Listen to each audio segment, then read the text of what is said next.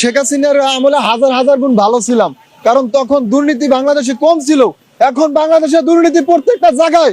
আপনার কিসের দুর্নীতি নাই? আপনি আমাদের মতন একটা গরিব মানুষ, আমরা যদি বাবুবাজার যাই আমাদের গাড়িটা ধরে 1200 টাকা জরিমানা রায়, আমরা শাহবাগ যাই গাড়িটা ধরে 1200 টাকা জরিমানা রায়। কোথায় দুর্নীতি করছে শেখ হাসিনা? আপনি আমার একটা দুর্নীতি দেখাই দেন, কি দুর্নীতি করছে শেখ হাসিনা?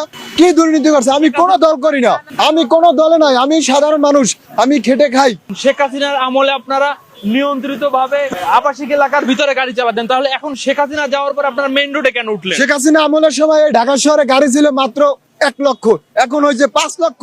তাহলে আপনার প্রত্যেকটা গল্লিতে যদি 1000 গাড়ি দেয়, আপনি একটা ওই গল্লিতে গাড়ি চালানোর মতন আছে? এই একটা গাড়ির জমা 550 টাকা। সরকার পরিবর্তন হয়েছে, ভালো হয়েছে। যদি পরিবর্তন না হইতো তাহলে কিন্তু আমরা বুঝতে পারতাম না কে ভালো কে খারাপ। শেখ হাসিনা থাকাকালীন সময় আমরা বলছি শেখ হাসিনা ভালো না, এখন জনগণই নিজে বলতে আছে শেখ হাসিনার সময় আমরা ভালো ছিলাম।